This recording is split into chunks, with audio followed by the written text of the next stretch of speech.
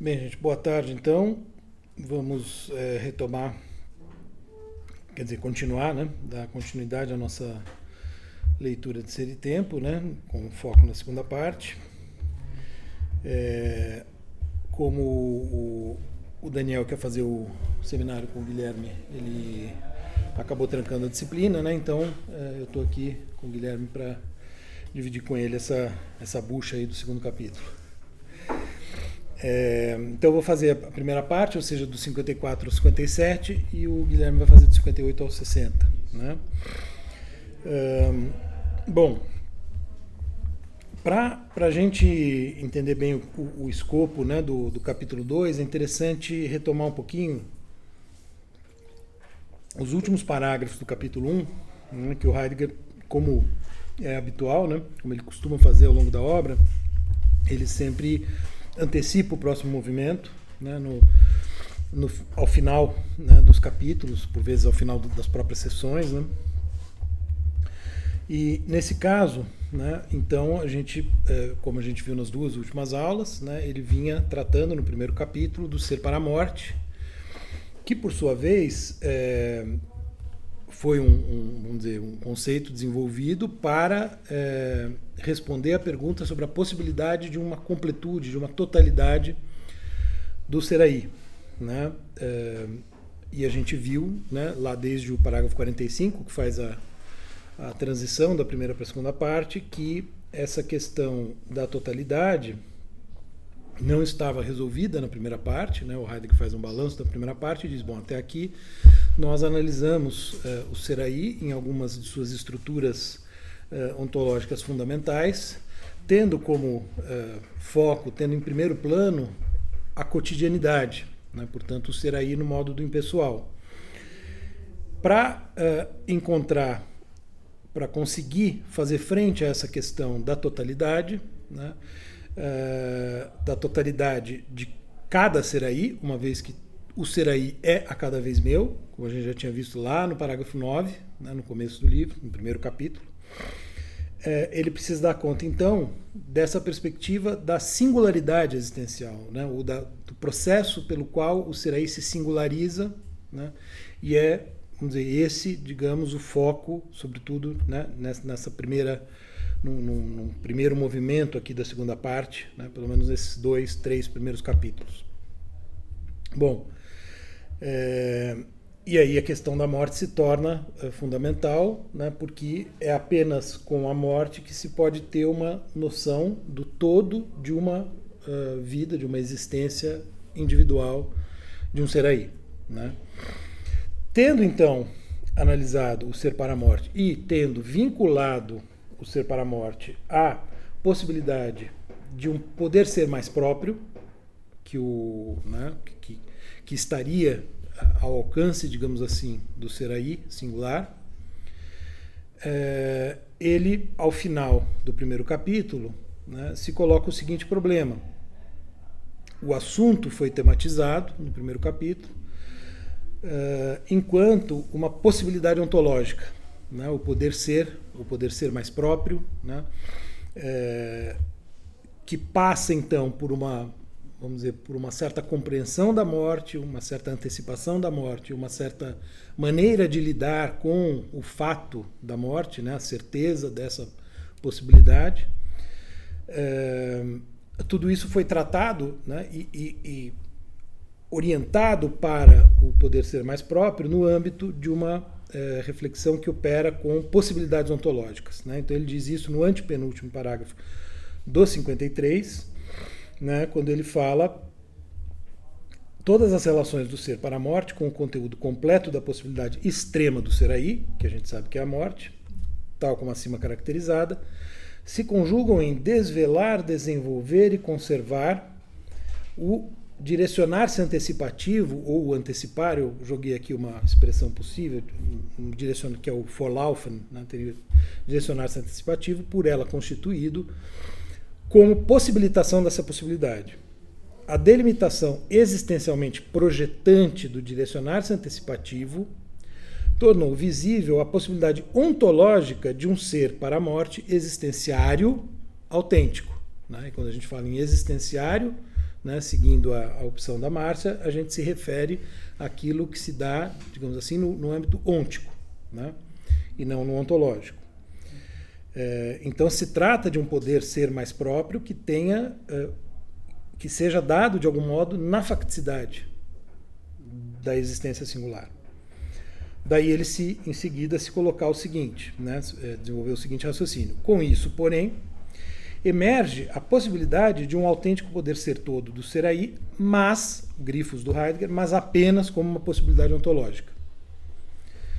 De fato, o projeto existencial do direcionar-se antecipativo, Vorlaufen, se manteve nas estruturas do ser aí anteriormente conquistadas, primeira parte, e deixou o ser aí projetar-se para essa possibilidade como que por si mesmo, sem impor-lhe um ideal de existência com algum conteúdo, portanto, sem nenhum caráter normativo, né, digamos assim, não é um direcionamento no sentido de um faça isso, faça aquilo, né, nem forçar-lhe a isso de maneira de fora, né, quer dizer, não é uma coisa artificialmente, quer dizer, não é que, né, vamos dizer, o filósofo está aqui desenvolvendo uma filosofia moral, né, uma ética e ditando regras de conduta, né, ou dizendo como o ser aí deveria comportar-se. E, no entanto, prossegue Heidegger, esse possível, entre aspas, ser para a morte existencial permanece uma suposição fantasiosa do ponto de vista existenciário. Permanece no desenvolvimento do livro até esse ponto, né? A possibilidade ontológica de um autêntico poder ser todo do ser aí nada significa até aqui, senão que o correspondente poder ser ôntico não foi provado a partir do próprio ser aí.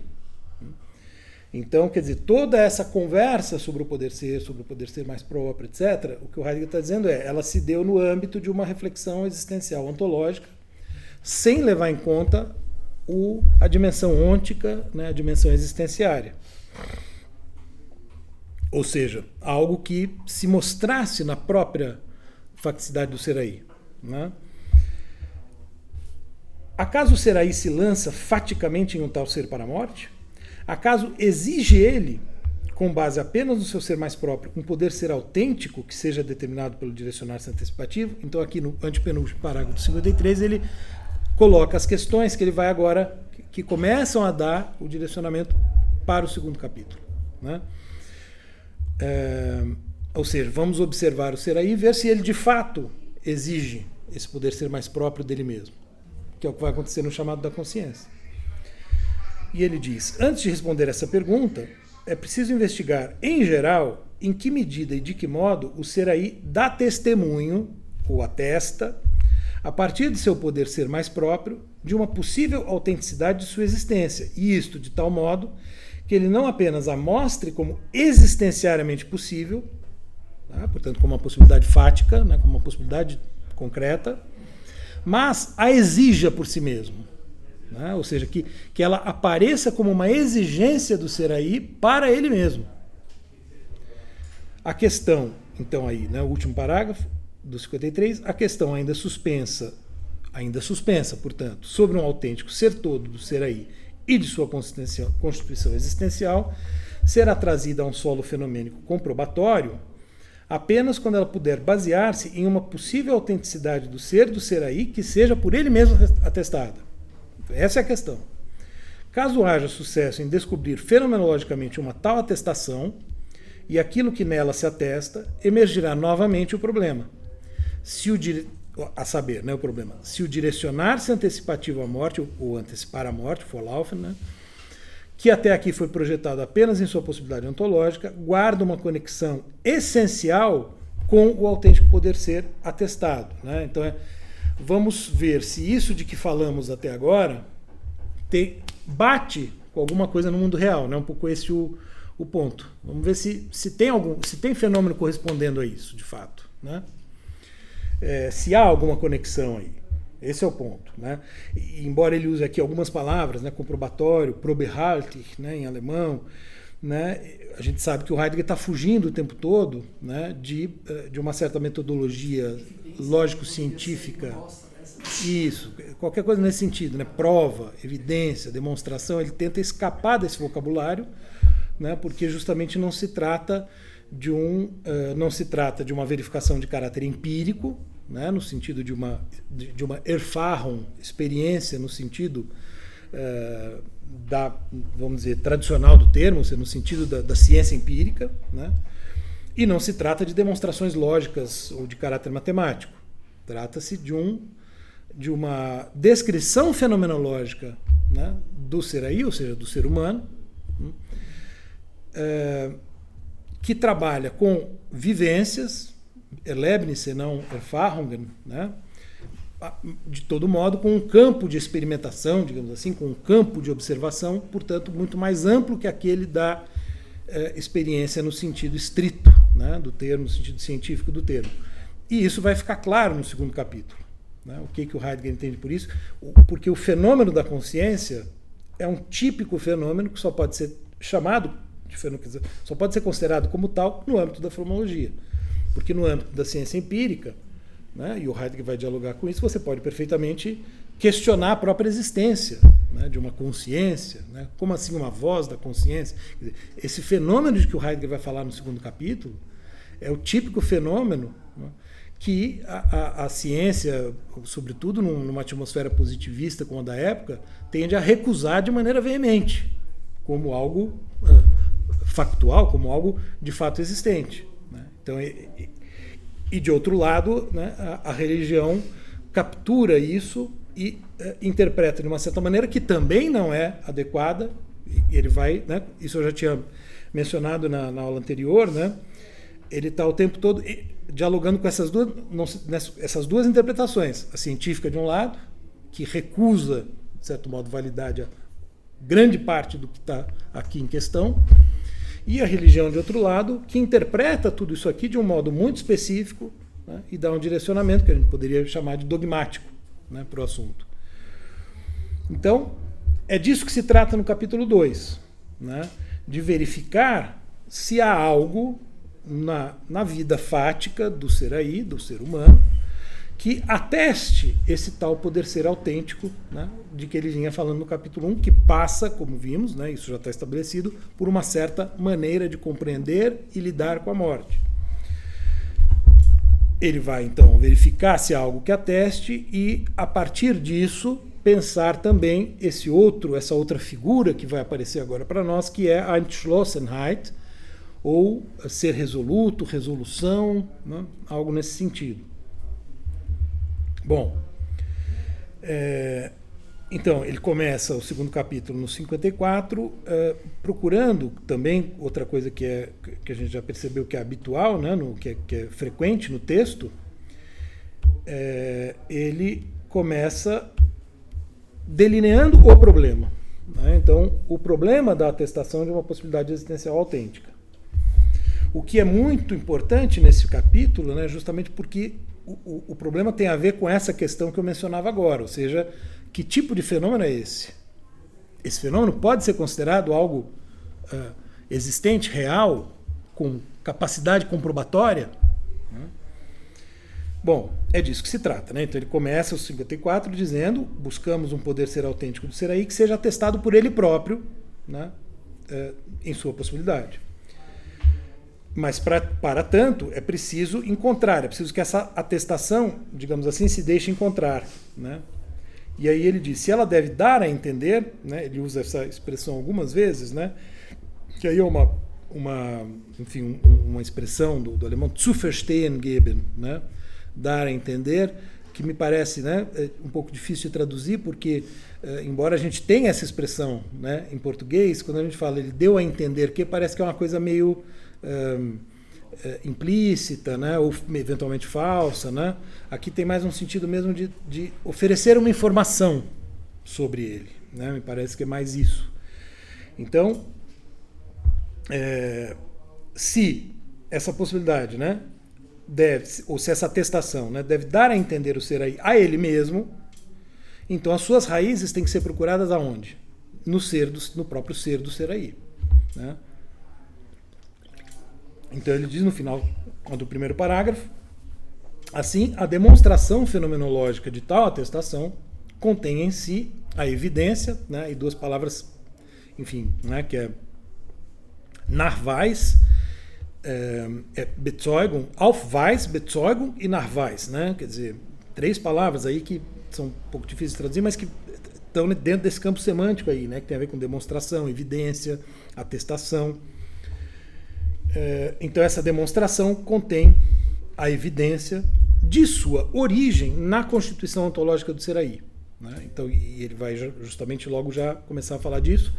Isso tem que estar, de algum modo, no mesmo âmbito, né, ontológico estrutural daquilo que foi analisado na primeira parte. Então ele vai voltar para Befindlichkeit, Verstehen e Rede, né? Disposição, situacionalidade, compreensão e discurso, para mostrar como que vai aparecer aí esse fenômeno agora, né, que vai ser a voz da consciência. Então,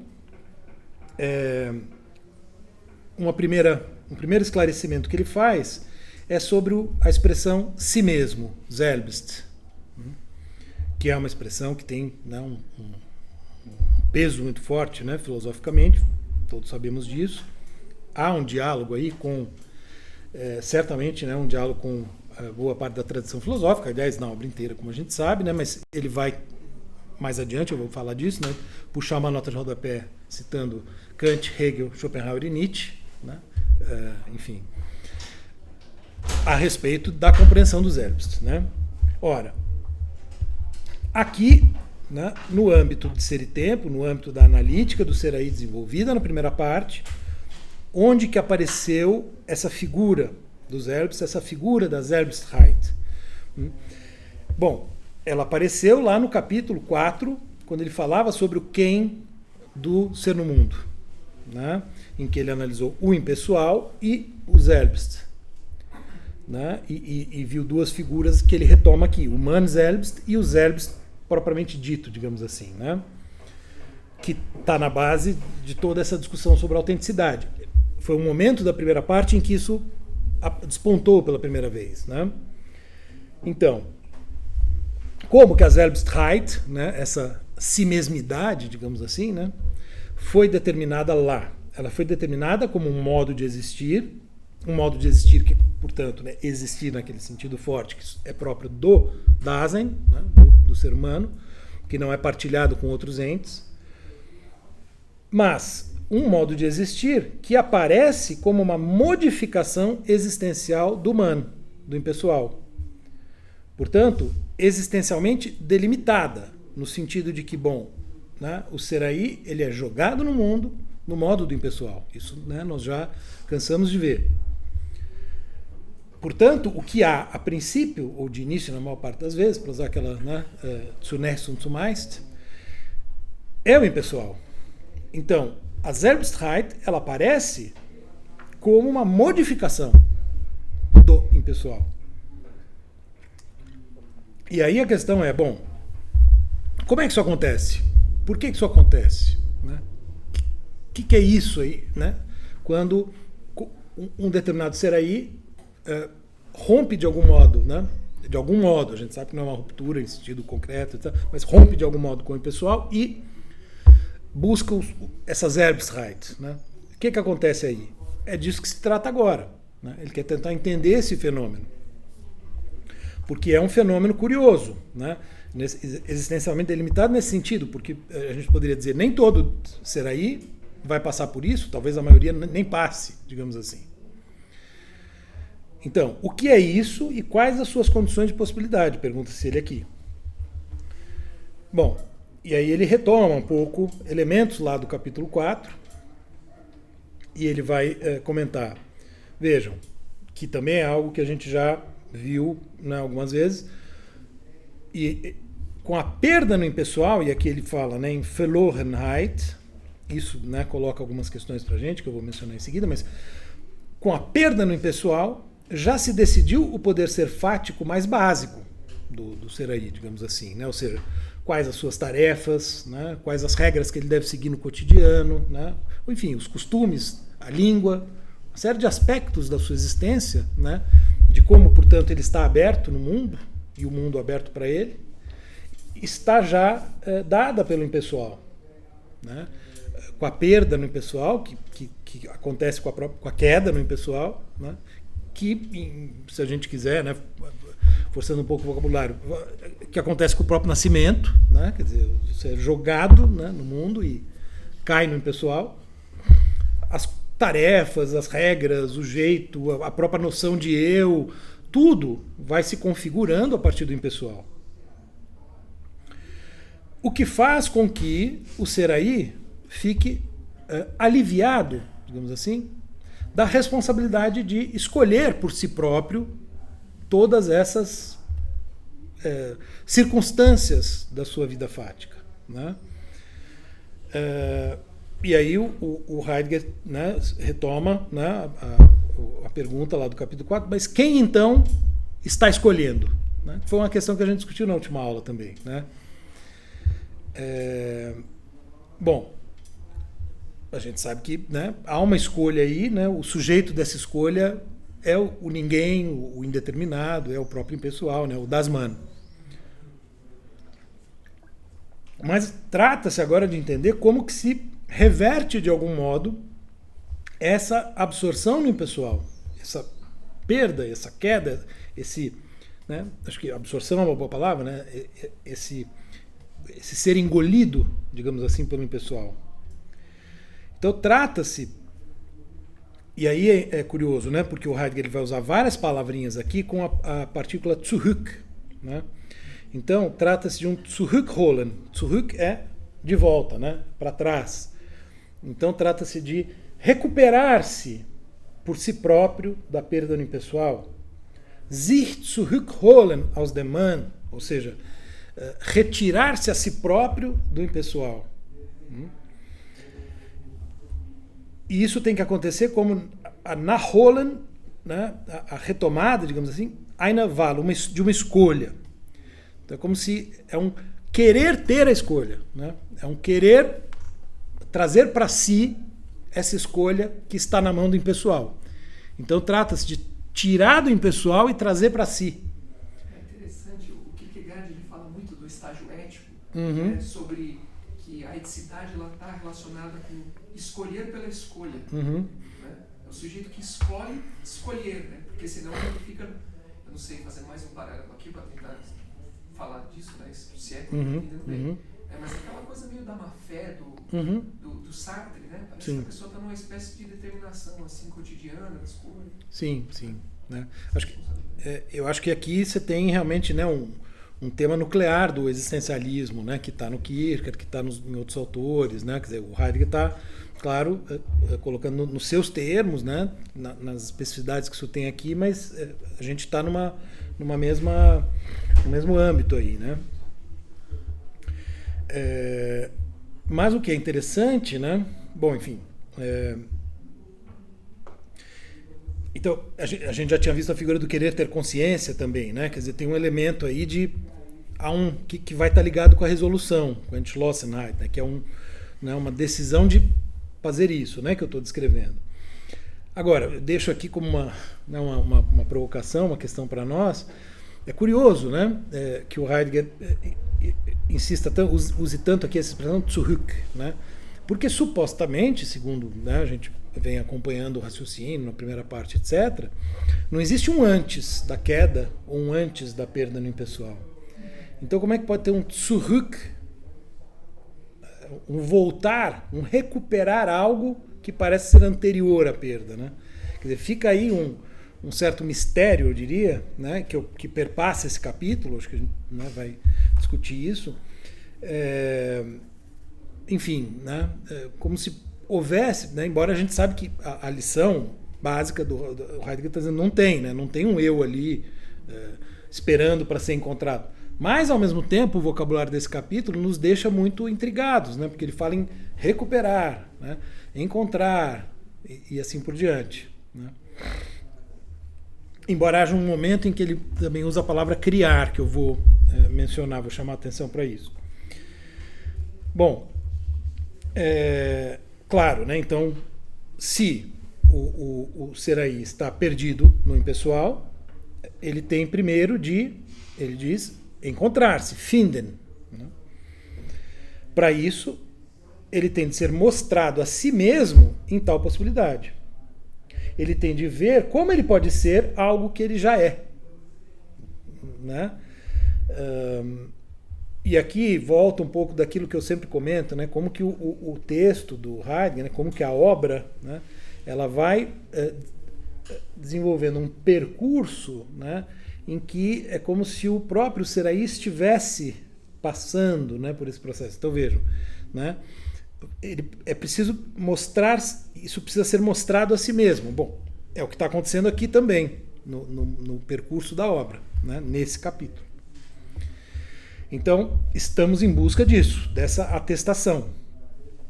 E aí um pouco, né, já aqui no 5º parágrafo do 54, né, o Heidegger diz: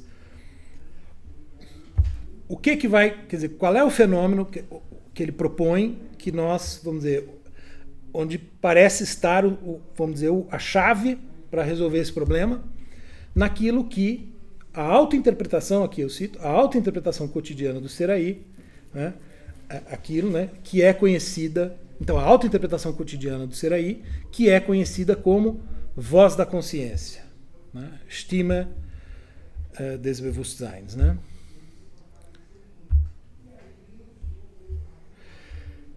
Bom, então esse é o momento em que ele aponta e fala, olha, é isso que a gente tem que investigar. Isso que no dia a dia, em geral, né, quer dizer, por aí, as pessoas chamam de voz da consciência. É uma coisa que, né, tá dada na nossa cultura, né, tá espalhada por aí, né, tem o Pinóquio, o grilo falante, né, que é a consciência, funciona como voz da consciência. É disso aí que se trata. Logo de saída, nesse mesmo parágrafo 5, o que o Heidegger vai dizer? Bom, tudo bem, é discutível a Tatsache da consciência, ou seja, Tatsache também tem o sentido de fato, né? Então, é discutível o fato, né? Bom, né? No caso do Pinóquio tem lá o grilo falante, né? Que a gente vê e tal, mas a voz da consciência, isso que a gente chama de voz da consciência, não tem, né? Não tem factualidade, do ponto de vista empírico, né? Não tem como provar nada, né? Então, é natural que a nossa época científica empirista coloque em dúvida, né, a existência da consciência. Questione, né, que é isso, né, que as pessoas chamam de voz da consciência. Isso existe mesmo? Né? Então, o Heidegger admite aqui, bom, é discutível essa Tatsache que ele coloca entre aspas, né, quer dizer, isso que seria, é interessante que ele contrapõe aqui a Tatsache, Tatsächlichkeit, a Faktizität, né, porque para ele está dentro da facticidade, o que, né, mostra a importância do conceito de facticidade e como que esse conceito se contrapõe à noção justamente de fatos própria da ciência, do empirismo, né? Então, do ponto de vista da facticidade e da maneira como ele, na fenomenologia, compreende a facticidade, a voz da consciência é um fenômeno perfeitamente passível de investigação, que é o que ele está fazendo nesse capítulo. Então, isso que para a ciência, né, empírica, que para o positivismo, para a ciência da época, é uma ilusão, eventualmente, é um objeto sério de investigação para a fenomenologia, né? Então, que seja discutível, mas que sejam muito diversas as interpretações que são dadas para esse fenômeno, na nossa cultura, em outras culturas.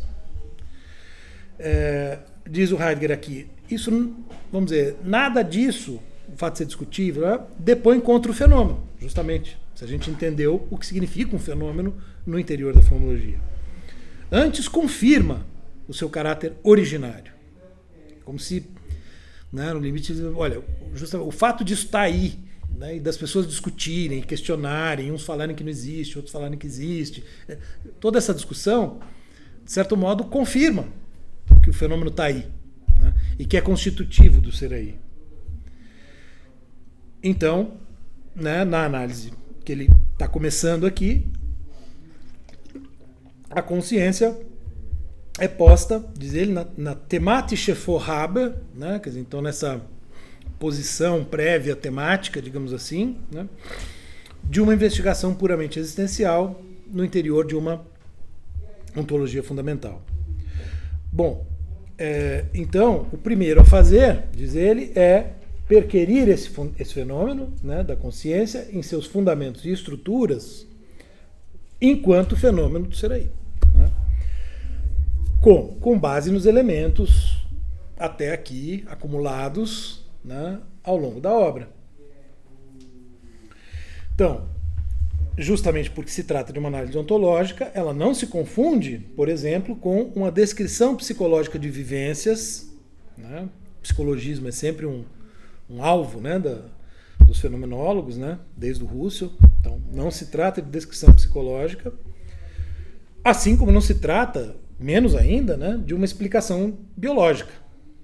Né? Porque biologicamente, fisiologicamente, de fato, você vai dissecar o cérebro e não vai achar uma consciência falando ali dentro. Né? E também, por outro lado, aquilo que eu dizia há pouco, né, distante de uma interpretação teológica da consciência, né, ou, digamos assim, de qualquer tentativa de ver nesse fenômeno algo como uma prova de Deus, né, ou uma consciência imediata de Deus, ou algo assim, né? O que é muito curioso, né? Assim, é difícil, né? Não levar em conta, quer dizer, ele está falando de um fenômeno que a religião leva para um lado, né? A ciência ou nega ou leva para o outro lado, né? Que, né, não é a consciência imediata de Deus, né? Certamente, Deus propriamente dizendo, nos termos de uma religião positiva, né? Mas de algum modo, né, parece configurar algo como um elemento, digamos assim, não material, pelo menos, né? Imaterial da nossa existência e talvez até, né, de algum elemento sagrado, misterioso, né? Tal como, né, acho que a linguagem do segundo Heidegger vai trazer com mais força, né? Mas enfim, isso é uma elucubração minha aqui à margem do texto, né? Bom, então ele fala, né, dessas possíveis objeções, descarta para poder prosseguir na análise, né? Então, ok, está claro para todo mundo que a consciência não é um fato que apareça no sentido de um vorhanden, né? De um vorhanden, como os entes intramundanos, ou seja, a consciência jamais vai aparecer como uma pedra ou como o sol aparece no céu. Né? Não é esse tipo de coisa. O que ela é, então? Ele diz, ela é apenas no modo de ser do ser aí.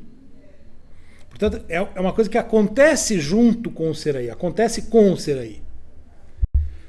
E se manifesta cada vez como factum com e na existência fática. Vejam, né? Aquilo que eu estava dizendo há pouco. Então, a facticidade entra aqui, marcando claramente uma contraposição à noção de fato da ciência empírica.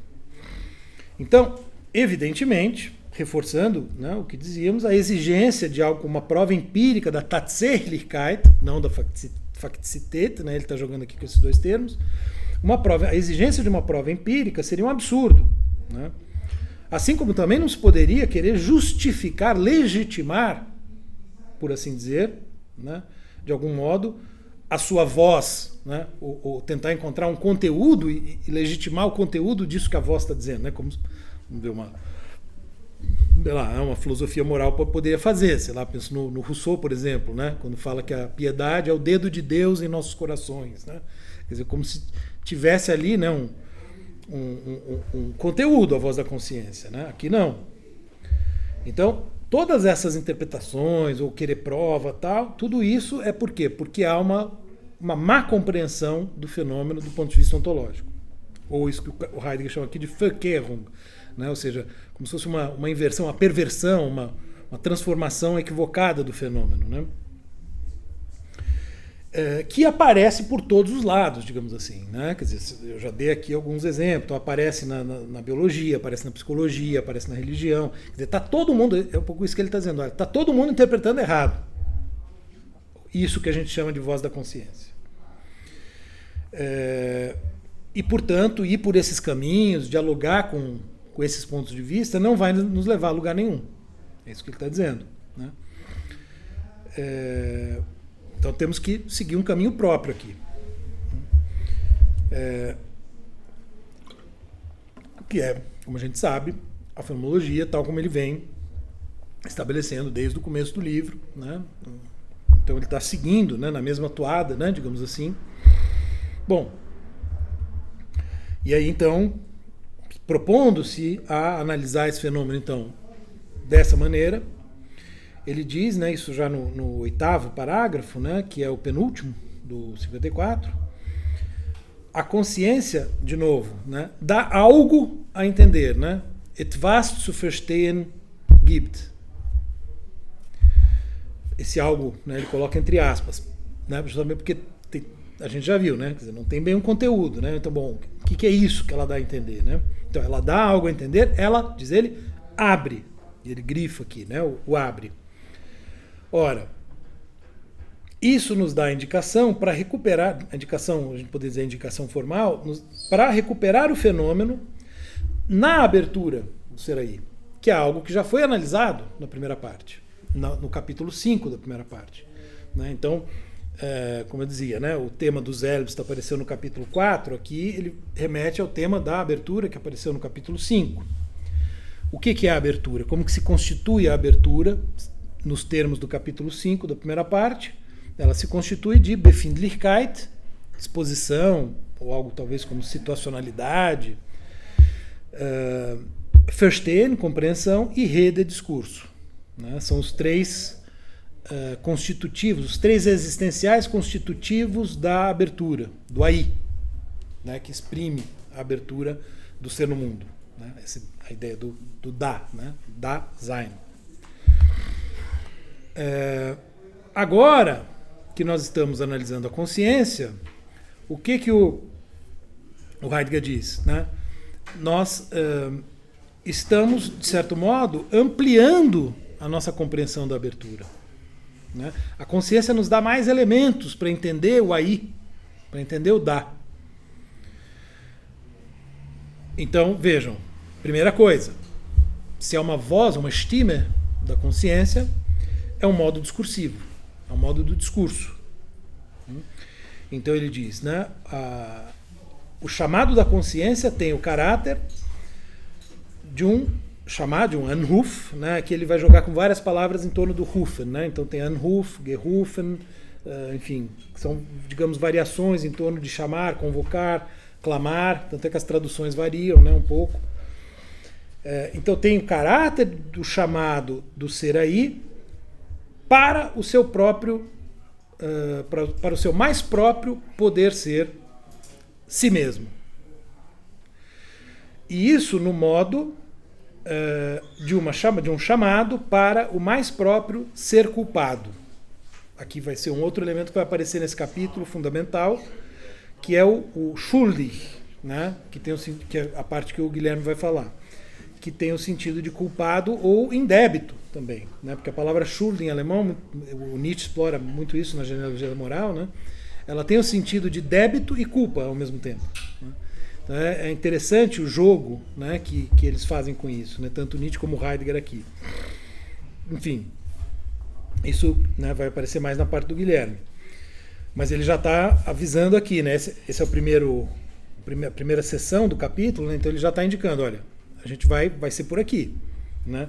Tem caráter de chamado para o mais próprio poder ser si mesmo e no modo do chamado para o mais próprio ser culpado.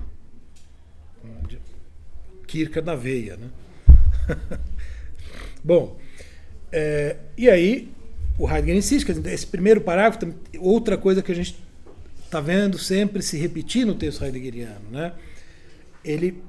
A caracterização negativa dos fenômenos é muito importante. Eu falei disso na última aula, né? Porque ele tem que limpar o terreno, então ele tem que mostrar, olha, não é por aqui, não é por aqui, não é por aqui. Então essa primeira sessão, a 54, ela tem muito essa função, né? Então no último parágrafo ele insiste, né?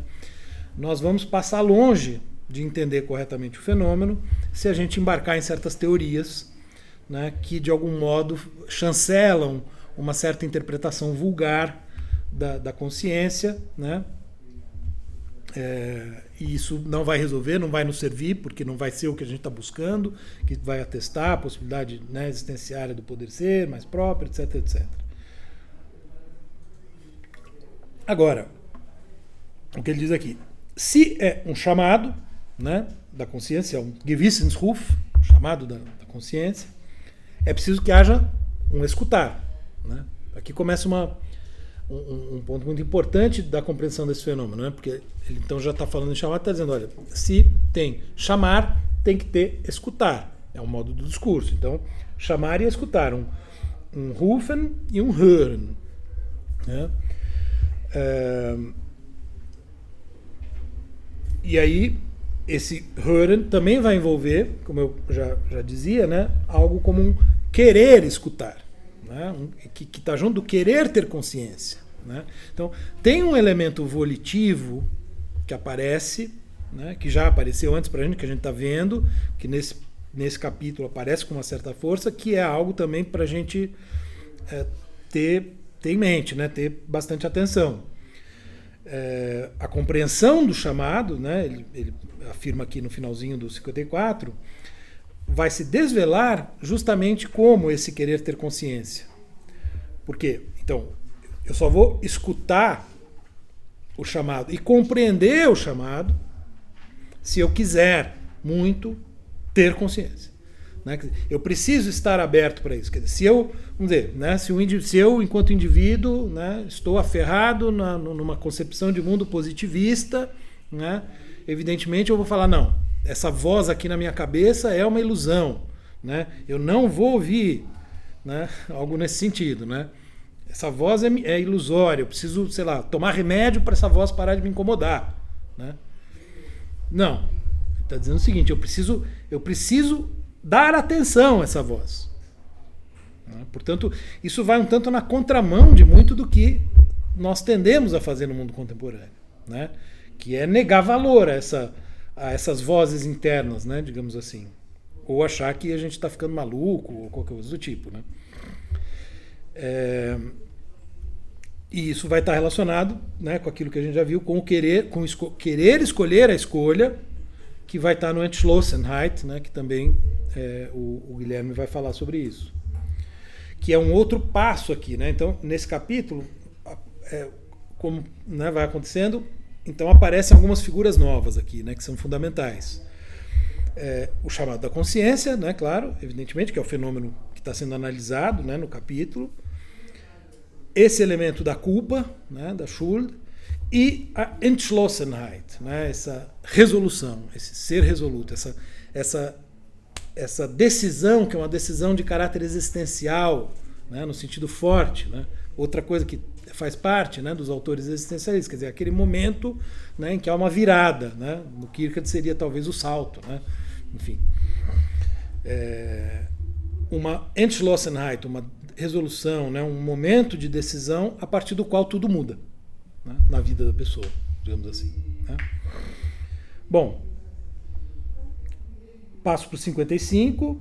Se vocês quiserem me interrompam, façam questões. Onde ele então apontar, né, quer dizer, delineado qual o fenômeno, né? Ele apontou aqui no 54 pro fenômeno que nós vamos analisar. O que ele vai buscar? Ele vai buscar os fundamentos ontológicos desse fenômeno, como é né, o que Ser e Tempo está fazendo o tempo todo, né? Buscando encontrar os fundamentos ontológicos, existencial ontológicos, no caso da consciência. E o ponto de partida é esse achado, né? Ele fala em Befund, né? Que está aí, digamos, nos costumes, na cultura, né? Que as pessoas chamam de voz da consciência. E como ele já disse, isso, de algum modo, vejam, é um acontecimento que é próprio do Seraí, que abre, né? Como ele afirmou há pouco. Portanto, é como se, digamos, esse fenômeno na vida de um ser humano, né, a voz da consciência, ela traz algo de novo, digamos assim. Né? Ela traz um tipo de informação, é uma ocorrência, né, da qual o Seraí se dá conta na sua vida e que passa a constituir, né, bom, o que é isso? Né? Bom, mas tá aí, né? Então o Heidegger diz, pertence aos fenômenos existenciais que constituem o ser do aí como abertura. Fala. Fiquei pensando, ele está, me parece, né, apontando essa decisão como um momento de virada. Uhum. Mas ele também apontou a angústia como um momento de virada. Uhum. Né? Será que a gente poderia pensar na angústia mais como uma disposição afetiva, uma virada, e a decisão como algo da ordem da vontade? É isso? Então, sem dúvida. Claro que a vontade aqui, como eu estou pisando em ovos para falar disso, né? Do elemento volitivo e tal, mas sem dúvida. Porque, como na morte é a mesma coisa, né? Ele colocou o fenômeno ser para a morte, e aí no final do capítulo é que apareceu a angústia, né? É que ele falou, olha, claro, isso está relacionado com o que a gente viu lá da angústia. Aqui também, né? Sem dúvida. Se não há angústia, não há essa compreensão do ser para a morte que apareceu aqui, não há a possibilidade de escutar o chamado da consciência. Então, a disposição, como você disse, a angústia como uma disposição afetiva é ela que abre para tudo isso daqui. Então, aqui ele está falando de abertura, né? Sem dúvida. Acho que, quer dizer, a angústia ela tá aí, né? Ela compõe esse, vamos dizer, esse cenário, né? Ela dá a tonalidade afetiva, talvez, né? Do cenário onde o ser aí tem de se haver com a sua voz interna, né? E decidir ou não, né? Seguir o chamado. Eu acho curioso como que isso aqui foi interpretado de maneira teológica, porque assim, sabe, é possível, mas eu acho que no pensamento do Heidegger parece que se for interpretado de maneira teológica, o diabo tem uma força aqui muito importante, porque a angústia é fracasso, é a culpa, sabe, é a morte. Parece que todos esses aspectos negativos, eles têm uma função de ir tirando véus, né? Parece que sempre há esse aspecto assim que é negativo. Eu estou usando esse termo que é negativo, assim, e que tem uma função importante para a percepção ontológica de maneira geral. Sim, sim. Aí, bom, brincando com a sua metáfora, né? Como se olhando para o diabo que a gente vai ver Deus aparecer, né? Um pouco isso, sim, né? Porque, no fundo, há uma abertura aqui para essa autenticidade, né? Mas para chegar a isso, né? Parece uma saga mesmo, né? Em que a gente passa por vários sofrimentos, né? Ora, mas a visão cristã de mundo é muito por aí, né? Sofrimento, culpa, né? Tem outro Holder, né? O poema do Holder, onde está mais escuro, onde aparece a luz. Bom, bem lembrado, que eu vou falar, é o diabo. Por que não pode ser Deus? O que ele fez com o Jó também?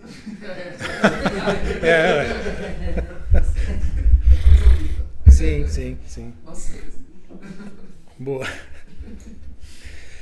Mas acho que sim, quer dizer, então né, quer dizer, tem uma... Certamente, veja, não tenha nenhuma dúvida, né, quer dizer, o Heidegger tinha lá atrás, né, até a Isadora estava comentando na semana passada, né, lá no corredor, o projeto lá na metade dos anos 10 e tal, era a fenomenologia da vida religiosa, da experiência religiosa. Ele tem um livro chamado Fenomenologia da Vida Religiosa, né, mas que ficou um projetinho pequeno e tal. Esse era o grande projeto. Né? Era o Kiesel, né, que tem um dos principais livros sobre o caminho do Heidegger até Ser e Tempo, ele fala muito disso, né, no primeiro capítulo lá tal, como que, quer dizer, o que o Heidegger está tentando entender, quer dizer, o que ele queria entender e o que talvez ele ainda esteja tentando entender. A experiência, o que acontece na experiência religiosa, né? O que acontece? Só que aqui ele está dizendo assim, né, não tem conteúdo aí, eu não posso falar que é Deus aqui que está vindo tocar o coração do sujeito, né?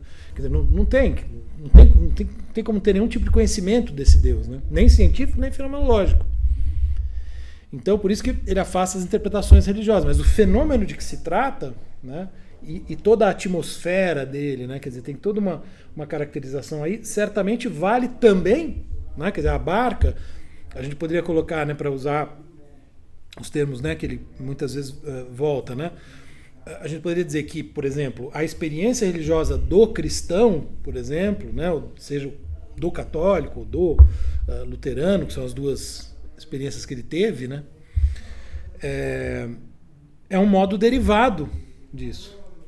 Só é possível por causa disso. Quer dizer, aquela experiência. Só que é um modo de interpretar a experiência já, digamos, onticizado, né? Quer dizer, é um modo de interpretar já a partir de certos conceitos que adulteram o fenômeno mesmo. Porque ele pode ser interpretado de outras formas. Ele é mais aberto do que isso. Então, sim, isso dá, vamos dizer, a gente poderia dizer o seguinte, com essa descrição fenomenológica que ele faz dessa experiência, a gente poderia dar conta tanto da experiência do cristão como da experiência do hindu, por exemplo. Né? Tudo bem, não que dê para fazer, não estou, né? Porque a gente poderia discutir até que ponto, né, de fato, mas é um pouco nesse sentido. Quer dizer, diferentes experiências religiosas de diferentes religiões poderiam estar aqui, né? A partir, quer dizer, ser compreendidas a partir dessa experiência originária que ele está descrevendo aqui como voz da consciência. É que essa voz da consciência, ela parece, a forma como a vocação parece o Santo Agostinho, Uhum. e depois influencia a questão da vocação no Lutero. Sim, sim. Não, a gente já viu, né, que tem um fio ligando, diria no caso do Heidegger, né? Vamos deixar, Agostinho, Lutero e Kierkegaard. Não dá, passa por aí. Aparece a questão do pecado, da queda, da angústia e daí o chamado. Sim. Se a Isadora estivesse aqui, ela ia falar, porque ela fez a pesquisa de iniciação dela, né, foi sobre o Agostinho, né, a influência do Agostinho no Heidegger. É muito forte mesmo. Assim, dá para perceber em vários momentos. É que eu não conheço bem o Agostinho, né, não tenho conhecimento.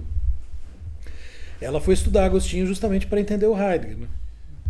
Então, sem dúvida, tem muitos elementos aí do Agostinho. E o Kiesel mostra isso também lá no capítulo 1 do Origens de Ser e Tempo, né? Então tem, quer dizer, vem daí. Por isso que eu falo, o projeto que ele tinha, que vem desaguar em Ser e Tempo, né? A leitura do Kiesel, enfim, também é que, claro, tem suas especificidades, né? Mas tem uma espécie de teleologia, digamos assim, né? Ele vai mostrando como que o Ser e Tempo vai brotando a partir dos projetos anteriores do Heidegger, né? Mas de algum modo eu acho que faz bastante sentido essa ideia, né? Quer dizer, já está lá no começo, ele está tentando entender um tipo de fenômeno que é o que ele está tentando entender aqui, só que ele foi abrindo, né? No sentido de tentar escapar de qualquer interpretação dogmática positiva desta ou daquela religião, desta ou daquela ciência positiva. Uma teologia sem Deus. É um pouco isso, eu diria.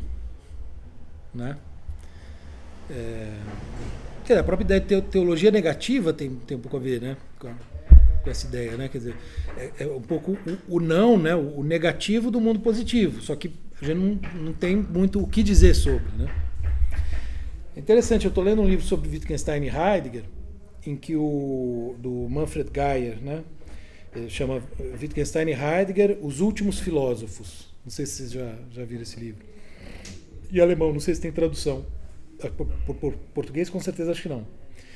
É muito interessante como o Wittgenstein também tem obsessões muito parecidas, né? Só que a princípio, né, sobretudo na época do Tratatus, né, a ideia do Wittgenstein era: tem alguma coisa aí, mas não dá para falar. Né? Aquela coisa, sobre o que não se pode falar, deve se calar. Né? Mas também, e ele tem uma admiração, né, uma reverência pelo Kierkegaard que atravessa a vida toda. Né? Então, enfim, e ele vai, esse livro mostra assim como ele vai divergindo do Carnap, dos outros caras do Círculo de Viena, que destroem o Heidegger, né? O Wittgenstein, ao contrário, ele tem um textinho, um parágrafo sobre o Heidegger muito interessante. Ele está tentando entender, vamos dizer, claro, do ponto de vista discursivo, né, pela tradição que ele tem, não faz sentido do ponto de vista, né, científico, lógico, etc. Né, as proposições, então o Carnap tenta mostrar, né, que as proposições são vazias de sentido. Né, tem em particular um texto em que ele fala contra a preleção que é metafísica. Né. Mas o Wittgenstein está dizendo, bom, mas o Heidegger está falando de uma coisa que é muito importante. Para o Carnap não, né? O Heidegger está alucinando, né? Falando de maluquice. Né? O Wittgenstein não, ele está falando de uma coisa muito séria. Só que o problema é, a questão toda é como falar disso. Né? Eu acho que tem um elemento aí importante, sim. Né? E acho que o próprio Heidegger tardio, né? Acho que ele vai tematizar muito, né, a coisa do sagrado, do mistério, a serenidade como uma disposição afetiva para, enfim, digamos, lidar com tudo isso, né, mas sempre sem nomear um Deus, né? Ele vai falar do, como é que é, o último Deus, né? Quer dizer, a obsessão está lá. Eu mencionei para vocês um texto do Gadamer, né, que chama Ser, Deus, Espírito, uma coisa assim, né, em que ele fala um pouco isso, né, que no fundo Heidegger está pensando Deus a vida inteira, né, só que ele está tentando pensar isso, né, de uma maneira não dogmática, de uma maneira em alguma medida rigorosa, né, via fenomenologia. Bom, enfim, mas acho que a discussão passa por aí mesmo. Voltando aqui para o texto, né, então para o parágrafo 55, o que o Heidegger vai dizer aqui? Então tem lá, né? Befindlichkeit, Verstehen e Rede, né? Os três existenciais constituem o Da, a abertura. Quando ele traz a consciência, ele não está simplesmente trazendo algo para ser analisado a partir daquele esquema, como se aquele esquema já estivesse fechado, né? E agora vamos entender o que é a consciência. Não. A consciência, como eu dizia há pouco, né? Ela constitui mais um elemento constitutivo da abertura, né? É muito forte assim, o peso que ele dá aqui para a consciência no sentido de dar a ela a mesma importância de Befindlichkeit, Verstehen e Rede, né? De disposição, compreensão e discurso. Né? Não se trata de um caso, ele diz, né? Ao qual nós vamos aplicar os conceitos. Não. A análise feita lá, no capítulo 5, onde ele encontrou, então, né? Disposição, compreensão e discurso, ela vai ser aqui continuada. Ele vai weiterführen, né? Dar continuidade, dar seguimento à análise. E, mais do que isso, vai apreender mais originariamente a abertura do aí. Né? Quer dizer, então, vejam, nós não só estamos ampliando a compreensão do da, do Dasein, né? Do aí, como nós estamos aprofundando essa compreensão, indo mais fundo, de certo modo, né, na compreensão dessas estruturas ontológicas originárias do nosso ser no mundo, evidentemente. Né? Então, que a consciência, aqui sou eu falando, que a consciência, ou isto que entendemos por ela e que envolve uma espécie de chamado, seja constitutiva do modo como nos abrimos ao mundo e como o mundo se abre a nós, porque é sempre recíproco, né? Isso é algo absolutamente decisivo no sentido de compreender a nossa, aspas, vida interior. O modo como Heidegger está procurando entender a nossa vida interior. E compreendê-la como parte integrante de nossa vida exterior, porque não dá para separar. Né? Isso vai aparecer no texto também. Porque, né, não haveria vida interior sem a exterior e vice-versa, digamos assim. Bom, então, prosseguindo aqui no texto, vou tentar acelerar um pouco. Então é através da abertura que o Dasein, né, isso a gente já sabe, lá da primeira parte, pode ser seu aí. Com o mundo ele está aí para si mesmo e o seu poder ser já se abriu para ele a partir do mundo das ocupações, como eu dizia há pouco. Né? Então as tarefas, as regras, tudo aquilo que organiza o seu cotidiano está dado pelo impessoal. Portanto, né, ele já assumiu determinadas possibilidades. Tudo isso, evidentemente, porque aqui o Heidegger está retomando um pouco. Né? Nós somos um ente jogado, geworfen. Né? E essa Geworfenheit, né, essa jogadidade, digamos assim, né, esse ser jogado,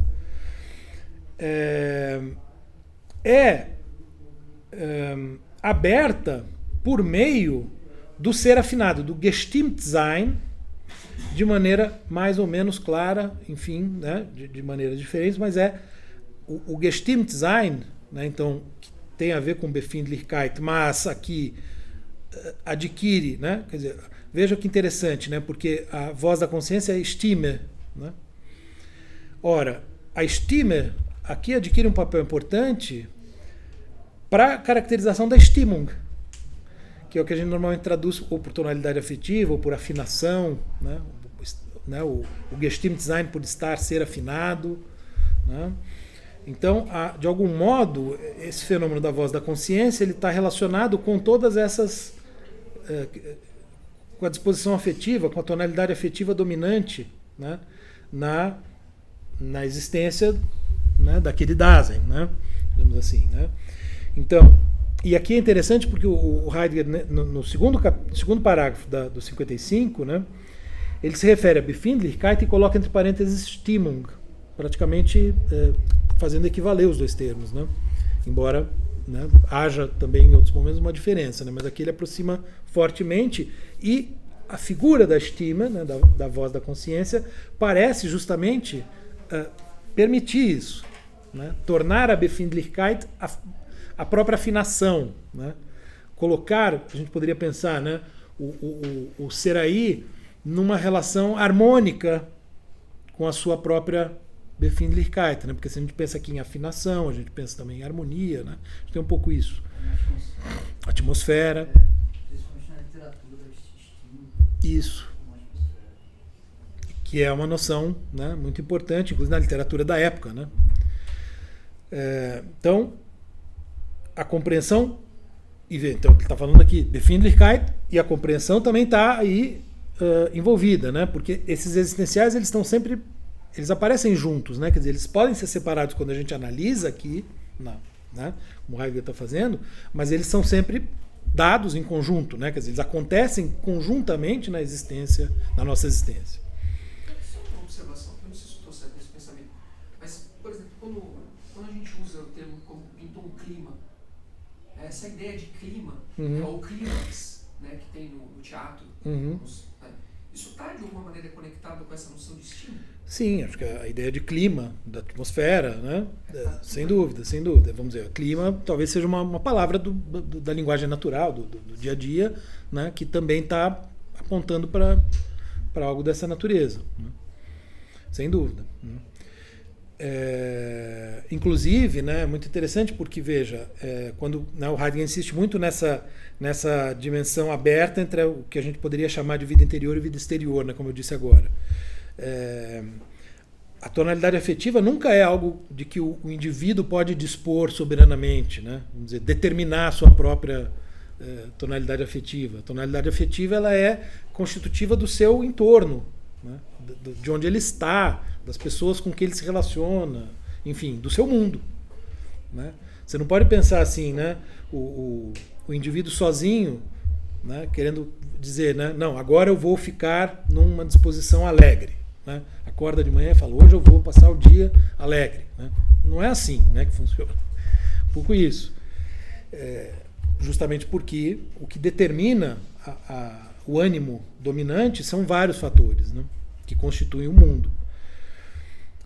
Bom, seja como for, né, nesse contexto todo, né, nessa caracterização da abertura, o ser aí sabe, o Heidegger diz, né, entre aspas, sabe de tudo isso mais ou menos, aquela coisa da compreensão vaga, né? Então ele sabe de algum modo, ele sabe do que se trata na sua vida, digamos assim, né? Sempre projetando possibilidades em função do impessoal, né? Em função do passado, né, e do impessoal. Mas essa posição, digamos assim, né, essa possibilidade, esse modo de ser só é possível na medida em que o ser aí, como um Mitsein compreensivo, né, ou que compreende, pode ouvir aos outros. Então veja, ele tinha falado do ouvir e aqui ele fala, bom, como é que a gente primeiramente, como é que o ouvir primeiramente se manifesta no ser aí? Como ouvir o outro, né? A gente não começa ouvindo a voz da consciência, digamos assim, né? A gente primeiro ouve o outro, né? Então o ouvir o outro tem uma anterioridade aí, digamos, cronológica, né? No sentido de que é por aí que começa, né, a escuta. Ora, só que como é que isso se dá no impessoal, né? Ora, no impessoal, o ser aí está perdido na publicidade, na Öffentlichkeit, né? Ele está, digamos assim, à mercê, né, do impessoal e do falatório, do Gerede. O que ele faz? Ele überhört, o Heidegger, que ato falho estranho, né? Ele überhört, né? Então ele vai contrapor aqui esse überhören, né, a um hören que seria mais efetivo, né, autêntico. Que teria o sentido aqui de um não escutar, de evitar escutar, né? Até fui para o dicionário, né? Fingir não escutar, quer dizer, é como se fosse um escutar que não é bem um escutar. Tem aquele elemento da ambiguidade, né, que é próprio do impessoal. Então, ele überhört o seu próprio Selbst, né? Quer dizer, no impessoal, ele não se escuta direito. Ele não ouve direito o que ele mesmo está falando, né? Isso é interessante de pensar psicanaliticamente, né? Então, por quê? Porque a escuta ela está muito determinada, guiada, pautada pelo impessoal, né? E pelo Man selbst, ou seja, pelo eu, tal como o impessoal, de certo modo, o determinou, né? Porque entre as várias coisas que já estão delimitadas, né, definidas no mundo, na vida do Dasein, o seu próprio eu, a sua própria maneira de se compreender, né, já foi definida. Então ele não consegue escutar a si mesmo porque ele está escutando o impessoal. Então vejam, né, esse é o raciocínio aqui. Então, ora, se ele deve ser por si mesmo, zurückgebracht, de novo o zurück aqui, né, que tem sentido de voltar, né, se ele deve ter trazido de volta dessa perda no sich überhören, né, do impessoal, ele precisa, primeiramente, poder encontrar-se a si mesmo, né? Só que, até agora, esse si mesmo, ele foi überhört, ele foi mal escutado, e mal escutado especificamente no hinhören, aqui ele joga com outra, né, o hören aqui com o hin, né, que tem esse sentido de o hinhören auf das Man, ao impessoal, ou seja, um escutar direcionado para o impessoal, né? Quer dizer, a nossa escuta, a princípio, ela está focada no impessoal, né? Quer dizer, a gente se alimenta, digamos assim, né? A gente se alimenta do discurso do impessoal, daquilo que a gente, sei lá, ouve na televisão, ouve no rádio, ouve no rádio ninguém mais usa, na internet e assim por diante, né? No YouTube. Ora, então, aqui quando ele introduz a palavra hinhören, né, como se fosse assim, uma escuta direcionada para o impessoal, né? Ora, esse hinhören tem de ser quebrado de algum modo. Eu tenho que romper, quer dizer, essa atitude de focar no impessoal, ela tem que ser quebrada. Como? Somente, ela só pode ser quebrada por essa possibilidade de escuta que o próprio Dasein abre em si mesmo, que é ele diz, vermittelten angerufen werden, ou seja, um ser chamado imediato.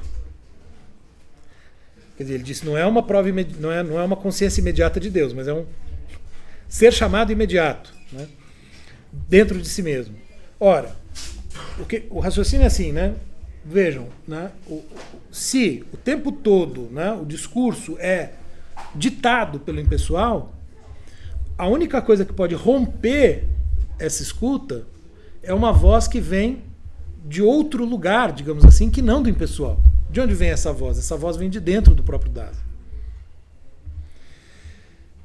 É ele, é o chamado, que quebra quando desperta um hören, aí só hören, que está relacionado, né, a um verlorene hören, um ouvir que se perdeu.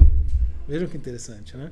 Quer dizer, como se há uma possibilidade de escuta em nós que se perde logo que a gente nasce, digamos assim, né? Essa possibilidade ela está sufocada de saída porque o impessoal prevalece. Mas há essa possibilidade de uma escuta autêntica que se perdeu, né? É interessante, agora eu me lembrei de uma das principais teóricas da Daseinsanálise, né? A Alice Holzhey-Kuntz, que ela fala muito, né, um conceito importantíssimo nela é o de escuta aguçada, né, em que ela fala de uma escuta aguçada, né, que rompe, né, com uma escuta não aguçada, né, digamos assim, que seria essa que é própria do impessoal. Ora, e aí vejam que interessante, para ser ouvida essa voz, para destoar do impessoal, para representar uma contraposição impessoal, ela tem que ser uma voz silenciosa, né? Tem que ser silencioso, o chamado, né? Tem que ser silencioso, não ambíguo, justamente porque há essa ambiguidade que eu falava no impessoal, e sem nenhuma inclinação para curiosidade, quer dizer, nenhuma relação com curiosidade, que é um dos modos do impessoal, né? Que o ser humano está sempre curioso, querendo descobrir as coisas por curiosidade, né? Não adianta olhar para a voz da consciência com curiosidade, né? Isso não vai entender nada. E aí ele conclui, né? Esse é o segundo parágrafo do 55, o que assim chamando dá a entender, zu verstehen gibt, é a consciência, tá? Bom, então é preciso levar a sério a voz da consciência e levá-la a sério como um chamado de algum modo autêntico, né? O que nos chama para a autenticidade. Quer dizer, seria muito interessante, por exemplo, fazer um diálogo com a psicanálise, né, e pensar, bom, como é que a psicanálise explica, né, a voz interna, por exemplo, a partir da relação com os pais, né, o pai internalizado, ou coisas do tipo, né, no caso do Lacan, o grande outro, enfim. Tem, né, quer dizer, toda uma discussão, né, na psicanálise sobre... Agora, de certo modo, o que o Heidegger está dizendo essa voz tem que ser levada a sério e ela tem, digamos assim, uma autonomia, uma espontaneidade, né? Ela tem um caráter originário, portanto ela não poderia ser derivada de nenhum fenômeno da infância, por exemplo. Eu não poderia dizer que ela foi colocada aqui dentro por algum fato empírico da minha existência. Ela está brotando por si mesma, de algum modo. Por isso tem um elemento aí, né, difícil não reconhecer aqui a presença de um elemento de natureza religiosa. Né? Pode ser esse eu que está abaixo de um eu vulgar. Uhum. Também. Mas a questão é como que, vamos dizer, a gente interpreta essas estruturas psíquicas, né? Quer dizer, para o Heidegger tem um elemento aí, né, que aí me parece, quer dizer, ele está puxando, né, nesse caso, mais por uma dimensão, digamos, religiosa, né? Por isso que ele também, e isso vai ser, inclusive depois, né, lá nos anos 60, tem o seminário Zólico e tal, ele bate muito na psicanálise, né, porque ele fala que a psicanálise está muito centrada ainda no sujeito, na identidade, no indivíduo, na subjetividade. Né? Mas enfim, isso nos daria panos para manga. Eu só quis levantar o assunto porque a gente de vez em quando fala sobre isso, né? Acho que é interessante. Bom, eu falei que ia acelerar, não acelerei nada. Né? Bom, então, chamado, né? Ele é um modo do discurso, então, que tem esse caráter, né, de romper, de algum modo, a compreensibilidade que está dada na abertura, né? Porque a gente deixa de se pautar pelo impessoal. E aí ele faz algumas contraposições, né? Quer dizer, não dá para entender. E aqui ele entra no diálogo, que vai justificar a nota de rodapé no fim do 55, em que ele cita Kant, Hegel, Schopenhauer e Nietzsche, né? Quer dizer, tem claramente aqui um diálogo no sentido de como interpretar o Selbst. Ele está dizendo, olha, não é nada que possa ser expresso com uma imagem como aquela do tribunal da razão kantiano. Né? Ou seja, não é um juiz me dizendo que é certo e que é errado.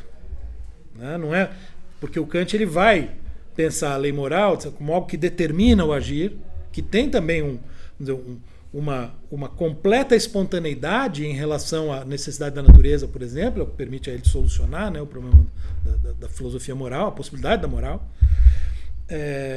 mas é conhecida como parte da estrutura racional. A lei moral é um factum da razão.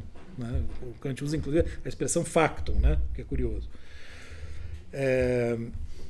Então, também não adianta ir pelo lado da Stimmliche Verlautbarung, ou seja, da expressão verbal sonora, né?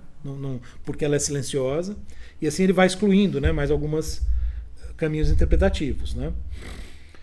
Então vejam, é claro que não se trata de algo que, né, essa voz da consciência ela não é algo que dá para escutar, só no desenho do Pinóquio, né, que tem lá o grilo falante para ilustrar isso, mas, né, não é o que acontece de fato. Mas é um acontecimento, é algo que acontece na vida do ser aí, que ele chama aqui, curiosamente, de um momento do stos, né, do travo, de algo como um chacoalhão, digamos assim, né, que para tudo na vida da pessoa, né, como se de repente, né, você é chacoalhado. Isso tem muito a ver mesmo com a angústia, né, com aquilo que ele descreveu lá, né.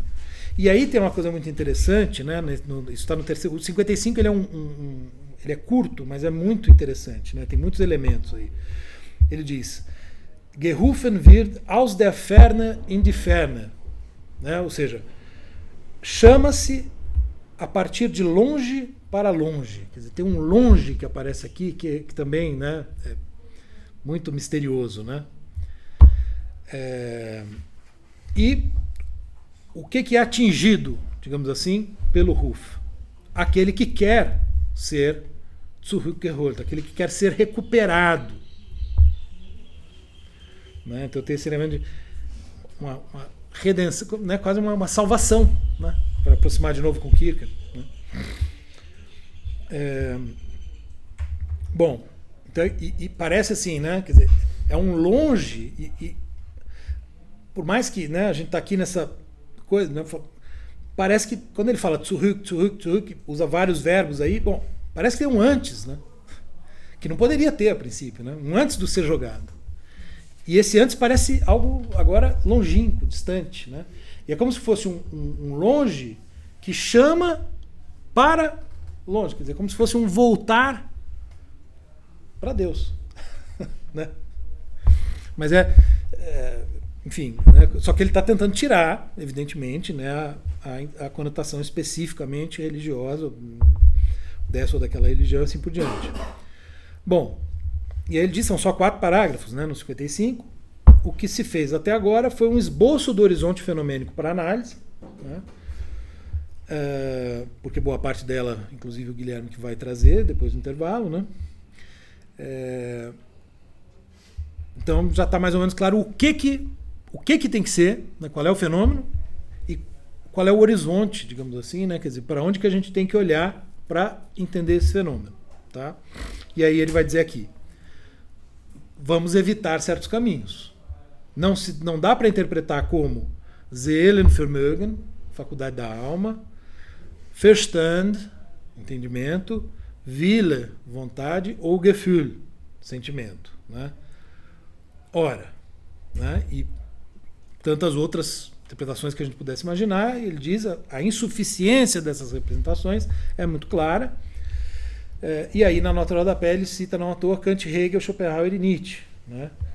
Faculdade, entendimento, vontade, e aí se o Gefühl é para o Nietzsche, ele deu uma rebaixada, deu uma sacaneada no Nietzsche, mas tudo bem. Né? Mas enfim, né? São 4 figuras aí, né? Que correspondem, de algum modo, a esses filósofos. Né? Então é evidente que o diálogo aqui, né, ele está estabelecendo com outros modos de interpretar o que é isto, a consciência. Né? E que o Nietzsche, na verdade, né, inclusive, tende a negar, né? A mostrar a consciência como um construto ilusório, ficcional. Né? Tudo bem? Bom, e aí na nota é curioso porque ele cita os 4, né, e cita uma bibliografia, uma literatura da época, né, que mapeia algumas coisas e tal.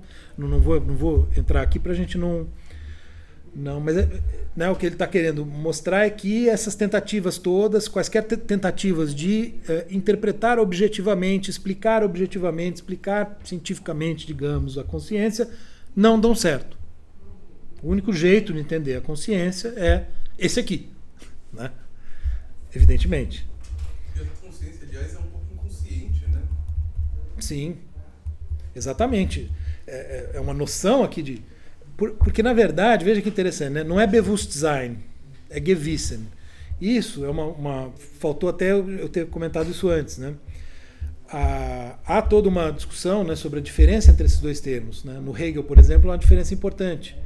Né? Bewusstsein seria consciência no sentido de uma consciência teórica. Né? O lugar onde ficam os conceitos, né, as ideias, e assim, a mente. Né?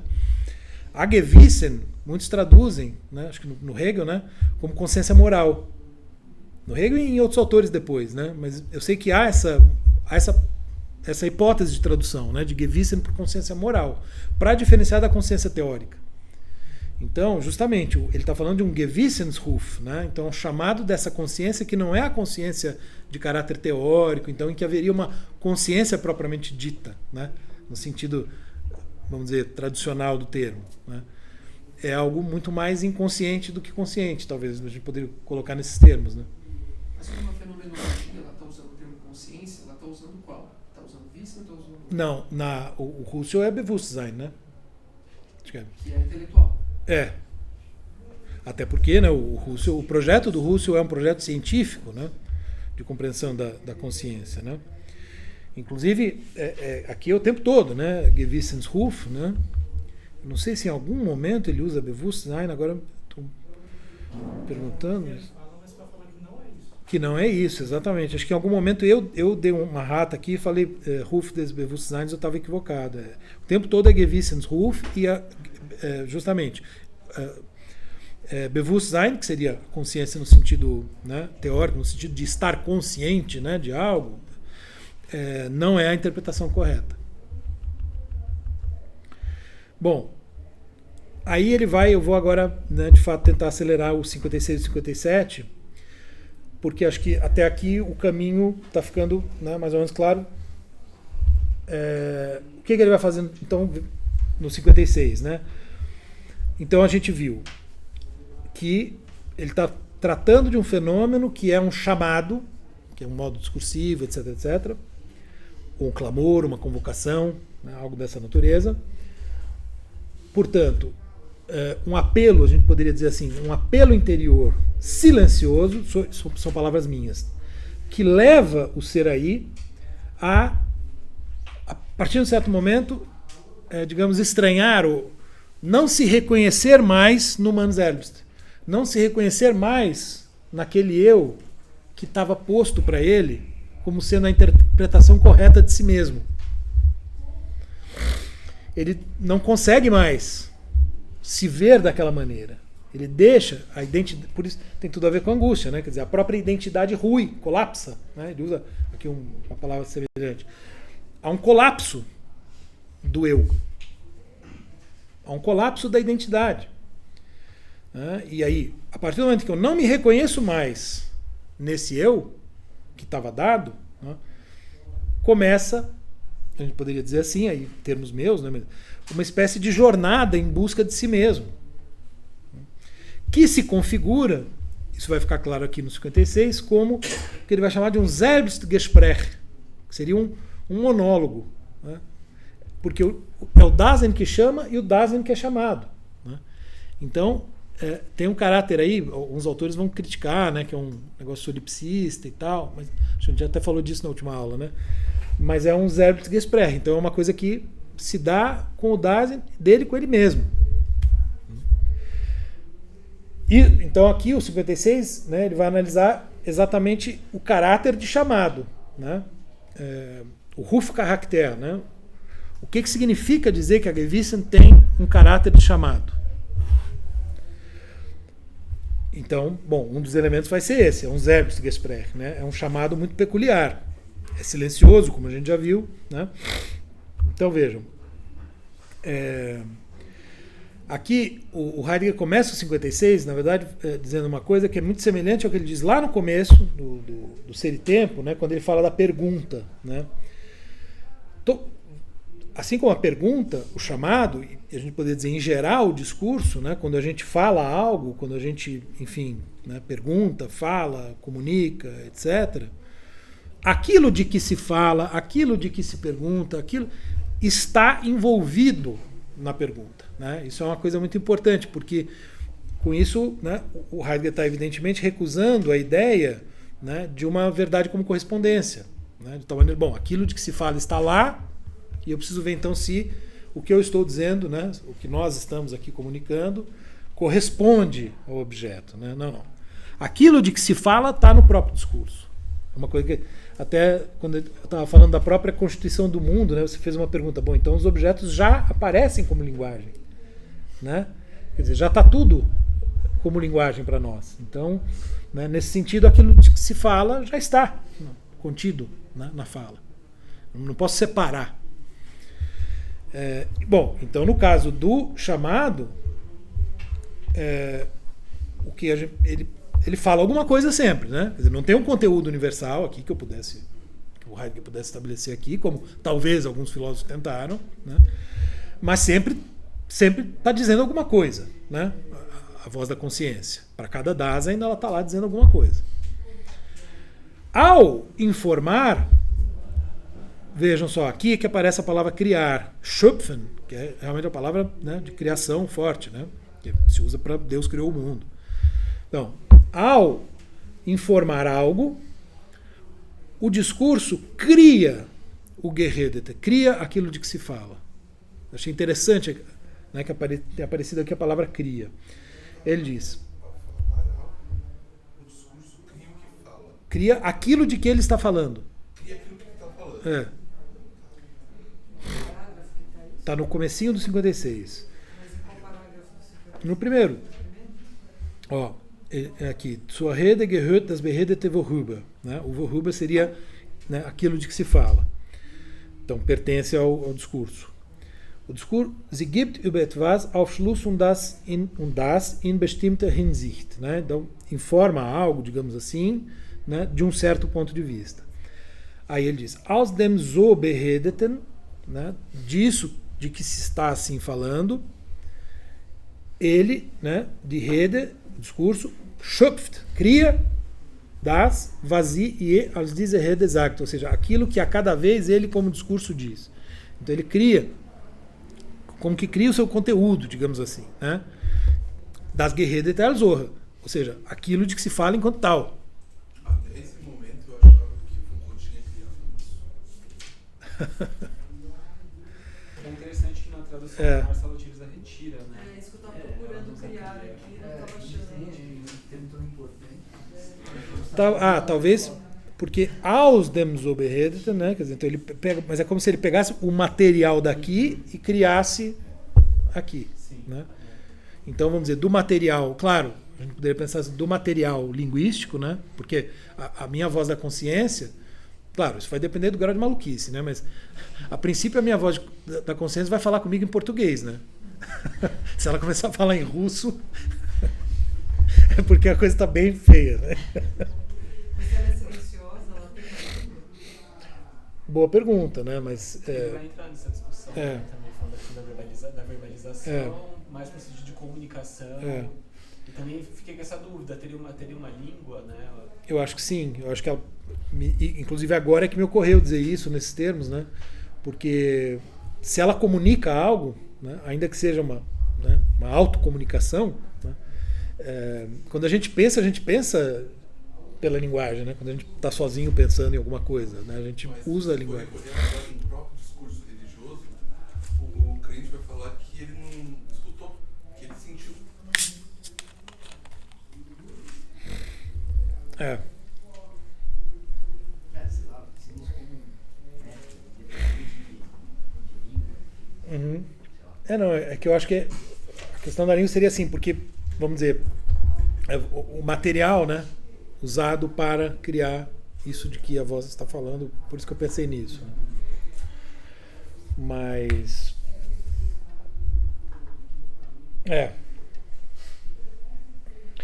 talvez, inclusive, né, essa ênfase no chamado e no caráter discursivo permita ao Heidegger se contrapor a uma interpretação da experiência religiosa como sentimento. Tanto é que no final do 55, na nota, né, ou melhor, no texto, né, uma das quatro interpretações equivocadas que ele mencionou foi o Gefühl, o sentimento. Então, se eu interpreto como sentimento, eu estou interpretando errado. Então, talvez, né, quer dizer, frisando o caráter discursivo, ele, de algum modo, afasta essa interpretação. Mas foi interessante você colocar isso, né, quer dizer, porque o modo como a religião interpreta, eventualmente se fala em sentir e não em ouvir. Mas para ele é importante que seja ouvir, né? E vejam, né? Inclusive no segundo ele vai falar o quê, né? O chamado ele revela o Seraí, o próprio Seraí, ele offenbar das Dasein selbst. O que é o Beredet, né? Do que se fala? Se fala do próprio Dasein, né?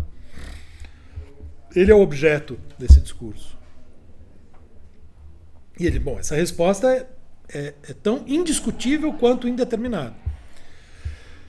Não pode ser algo inteiramente vago, que fosse mera ocasião para o Dasein se observar, digamos assim, né? Se dá no meio de uma compreensão de si que o Dasein já tem, quer dizer, ele tem uma compreensão, é aquela compreensão via eu impessoal, né, man selbst, com a qual ele está rompendo, né? Mas ele já tem sempre alguma compreensão de si, alguma compreensão do mundo, alguma compreensão do ser, né? Isso o Heidegger sempre fala, né? Nós já é constitutivo do da, né? Da abertura. Então a compreensão está dada conosco, né? E então nesse quadro, né, que se dá no quadro disso que eles chamam de um sich immer schon verstehen, ou seja, de um já sempre se entender, que é próprio do cotidiano, né? É nesse núcleo, digamos assim, de autocompreensão que o chamado atinge o Dasein, né? Então, é como aqui que daria para dizer assim, o man selbst, né? O eu impessoal, digamos assim, do ser com ocupado, ele é como que colapsado com o chamado, né? E como que fica esse caráter silencioso aí? Porque ele repete bastante isso, né? Depois, então, eu acho que a questão é todo discurso efetivamente comunicativo, né? Tudo aquilo que se dá no âmbito da comunicação fática, né? dos seres aí, do ser no mundo, né? Já, quer dizer, supõe necessariamente algum grau de impessoalidade, porque senão você nem conseguiria comunicar, né? Então tem que ter algum grau de impessoalidade. Ora, isso que se contrapõe radicalmente ao impessoal precisa ser silencioso por isso, porque a partir do momento que eu colocar em palavras, que eu verbalizar de maneira sonora, né, eu já estou interpretando de uma certa maneira, eu estou dando um sentido ôntico para aquilo, para que alguém eventualmente consiga entender, né, que já vai estar adulterando. Você já perdeu alguma coisa do fenômeno quando você fala sobre. É um pouco como a própria questão do ser, né? É outra dificuldade. Falar sobre implica, de algum modo, perder algo daquilo de que se está falando. esse simbólico, esse chamado, ele não pode partir, então, ele não pode passar pela simbolização da linguagem. Ele vai para aquilo que o Lacan chama de real, que é aquilo que não tem correspondência. Que na hora que sai na linguagem, já sofre uma castração. Uhum. Acho que tem um paralelo aí. Não. Eu estava procurando, porque essa frase aqui tinha pego do Mustafa Sofan, eu tinha repostado depois, porque o Sofan fala que na análise, o analisando, ele é levado a nomear o desejo. Uhum. Tá? Que a princípio não é desejo de nada, e ao nomear ele cria o desejo. Interessante. Essa mesma ideia, né? Quando você fala, você cria. Você cria. Mas se essa criação desse chamado, ela é silenciosa, ela está mais perto daquela dimensão do real, porque o real não pode ser falado. Sim. A gente poderia pensar, é interessante essa discussão, né? Porque é como se fosse um nível de comunicação pré-linguístico, né? Alguma coisa nesse, mas não pode ser inteiramente pré-linguístico, né? Me parece. Porque tem alguma articulação de sentido que não se daria sem a linguagem para nós. Só que é algo tão pessoal, digamos assim, né? Tão íntimo, né? Tão específico daquela experiência de vida. Não é estritamente interno, porque a gente está em relação com o mundo. Mas é tão específico daquela existência que tem algo ali de tão singular que é incomunicável no limite. Um pouco isso, né? Eu acho que, no sentido um pouco do que a Leona falou, no sentido de que esse clamor abre, me parece, né? Porque eu entendi aqui, ele abre para uma disposição à angústia, é um lugar justamente em que a verbalização cede, né? Tanto que ele fala aqui que dispensa de qualquer forma de verbalização, assim, não está voltado à comunicação. Então, acho que talvez essa experiência angustiante seja impossível da linguagem acompanhar, né? Mas é algum registro aí em que você tem um chamado, quer dizer, você tem algo, um Selbstgespräch, né, quer dizer, um monólogo, só que um monólogo que é, né, parece ser pré-linguístico de algum modo, né? Talvez seja uma linguagem não verbal, pelo menos. Isso sim, isso claro, isso sem dúvida, né? Acho que isso tá para mim estava claro. Agora, pelo que vocês estão levantando, né, talvez seja ainda mais complicada a coisa, né? Mas enfim, acho que isso a gente pode talvez até voltar, né, na segunda parte a falar um pouco sobre isso. Eu agora vou realmente tentar acelerar para a gente poder fazer um intervalo e não... Tá, então eu vou tentar pular aqui algumas coisas.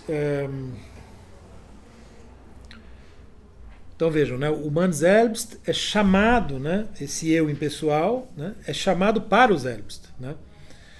E não é um selbst, vejam, que pode ser objeto de julgamento, por exemplo, né, ou que pode ser devassado quanto à sua Innenleben, né, no sentido científico, né, de ser esmiuçado ou algo do tipo, né? Innenleben é vida interior, né? A título de curiosidade, ou analisado quanto a seus estados de ânimo, alguma coisa do tipo, né? Embora, por outro lado, não signifique, isso ele fala no quarto parágrafo do 56, apartar-se do mundo externo. Isso é impossível. A gente nunca se aparta do Außenwelt. Então, é uma coisa que acontece internamente, mas ao mesmo tempo sem que você saia do mundo exterior para dentro, né? Você não tem como sair do mundo exterior de fato, né? Então, mas veja que interessante, perseguindo essa nossa discussão. No quinto, ele vai se perguntar: para que a consciência é chamada? E ele responde: streng genommen, ou seja, estritamente, rigorosamente falando, para nada, nichts. Ela é chamada para nada. Volta, né, a clara relação com a angústia e o tema do nada. Então, você é chamado para os verbos, mas e ao mesmo tempo para o nada, né? Coisa muito curiosa, né? Bom, então ele diz: o chamado não enuncia nada, não dá informações, não tem nada para contar. Ele busca abrir eu estou parafraseando, tá? Não estou citando, mas ele busca abrir um Selbstgespräch, né? um diálogo consigo próprio, né? Digamos assim, no Selbst, que é chamado, que chama e é chamado, né? Então, ele é chamado por seu mais próprio modo de ser, né? Mas veja, aí ele fala alguma coisa nesse sentido. O Selbst não está se chamando, né? A consciência não está chamando o Selbst para uma conversa, digamos assim, né? Ela está conclamando o Dasein para o seu mais próprio poder ser, algo nesse sentido. Então, né, de fato, a gente vai ficando, né, é um terreno um pouco, digamos assim, movediço, né? Dispensa enunciação sonora, né, etc, etc. Tem algo de obscuro, indeterminado.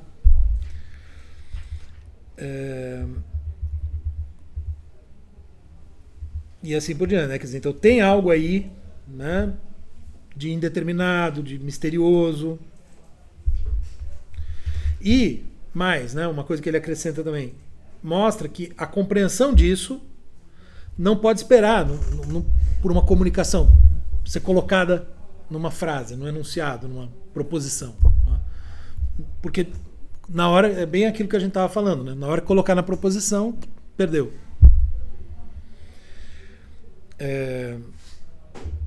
Só que o Heidegger diz, né? Então é obscuro, é silencioso, misterioso, etc. Aí ele diz: apesar disso, o que o chamado abre é claro, né? A direção em que ele chama, ele fala aqui Einschlagsrichtung, né? Quase como se fosse a direção em que se dá o golpe, né? Assim, ou a direção para a qual, né, o ser aí agora vai estar voltado, né? ela não pode ser übersehen, ela não pode deixar de ser vista, ela não pode ser... Você não pode fingir que não viu, digamos assim, né? Estou pensando muito mais isso na chave do olhar paterno, assim, sabe, para a criança. É que é um olhar, às vezes assim, não está nem moralizando, o pai só olha para a criança olha o pai e fala que, opa, tem alguma coisa que coloca na angústia, coloca assim, no que eu estou fazendo, né? Mas, enfim, isso tudo acontecendo internamente, né? Porque eu pensei aí muito mais conectado com essa noção que o Levinas fala muito, né? Essa ideia de que há na face do outro uma espécie de chamado. Boa. Né? O Levinas está dialogando exatamente com isso aqui, É né? isso aí. Porque ele está dizendo, olha, não dá, não pode ser... Né? Parece que o Heidegger está falando de uma bolha aqui, embora ele afirme que não, né? Acho que isso incomoda o Levinas. Então ele vai tentar, sem o rosto do outro, né? Não seria possível isso. É interessante mesmo. Acho que tem uma questão aí forte, né? Que vai dar muita discussão mesmo, né? Porque aí sim, aí você pode pensar numa constituição de elementos internos a partir da relação com o outro, né? Que também permitiria aproximar mais com a psicanálise, né? Enfim, aqui tem uma coisa realmente... Parece que essa ênfase, né, no ministério, no incomunicável, etc., sempre aproxima mais de uma coisa religiosa, né, o Heidegger. Enquanto que, né, acho que os outros estão tentando, embora o Levinas também seja religioso, né, mas eles estão tentando fazer uma leitura mais objetiva, digamos assim, dessa coisa, né. Bom, então, vamos dizer, está claro que a consciência tem um caráter de cuidado, 56, e no final do 56 o Heidegger se pergunta, bom, mas afinal de contas, quem chama? A resposta está no 57. Quem chama é o cuidado. Né? Então, viram, né? É muito interessante como ele vai jogando com as figuras que já foram introduzidas, né? Agora, né, o cuidado que só foi possível, que só foi visto, só foi compreendido a partir da angústia, né? Estaria ligado também ao chamado. Né? Então, é como se a gente pudesse pensar... o próprio angustiar-se no limite, né, passar por tudo e todo esse sofrimento, toda essa saga, né, que o Heidegger descreve aqui, é de algum modo exigida pelo cuidado. Trata-se de um cuidar que exige tudo isso. Né?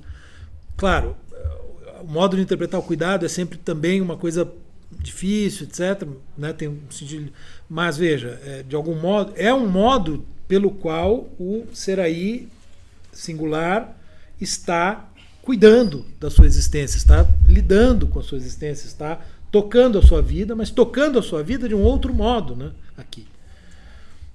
Parece que tem como se fosse um sentido, porque todas essas palavras, de algum modo, né, todas as noções que o Heidegger vem mobilizando, elas sempre comportam a leitura no modo impessoal e no autêntico, né, no impróprio no próprio, no inautêntico e no autêntico. Quase, né, parece haver aqui, então, bom, um cuidado autêntico, mais próprio, que exige tudo isso. Que exige, que talvez, de certo modo, é por causa do cuidado, né, ou é o cuidado que joga o ser aí na angústia. Para que ele possa escutar e entender isso que está sendo dito pelo cuidado, que está sendo analisado aqui agora, que é, em primeiro lugar, sair da perda no humano, né? Sair da perda no impessoal, recusar o impessoal enquanto chave de leitura, digamos assim, de si mesmo.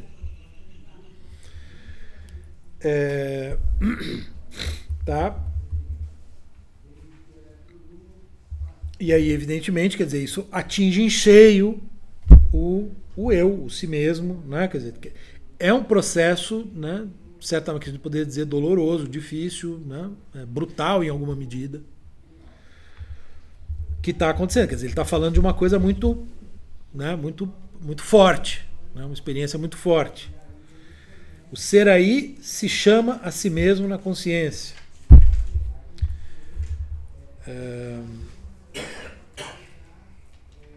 Tá?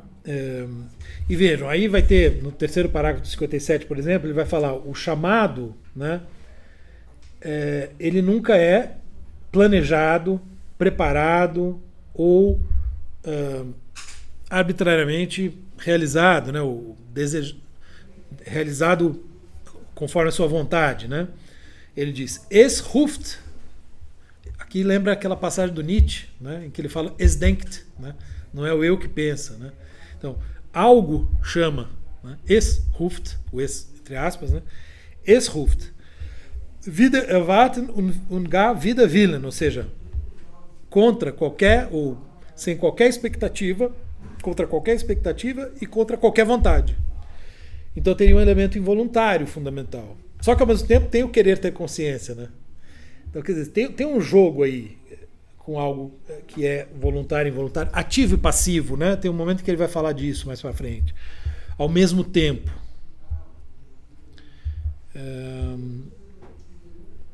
Tá, enfim, né? Então a gente está aqui num certo caminho.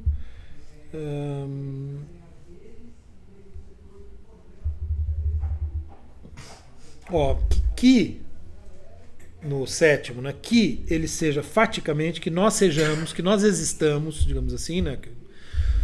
É algo que pode permanecer velado, verborgen, quanto ao porquê, ou seja, por que nós existimos, mas o próprio que é aberto ao Dasein, né?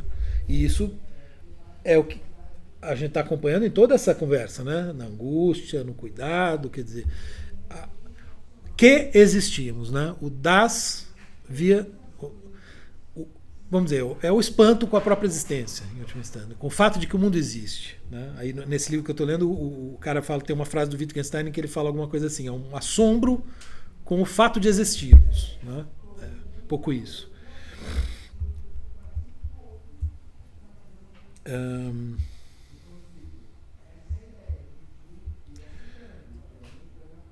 Tá, acho que tem muito do que, né, a gente estava conversando, né? O chamado não informa nenhum acontecimento, não tem sonoridade, fala no modo do silêncio, né? Não, porque não poderia jamais falar no modo do falatório. Mas chama de volta, zurückruft, para a dimensão oculta do poder ser existente e assim por diante, tá? E aí aparece a angústia, né?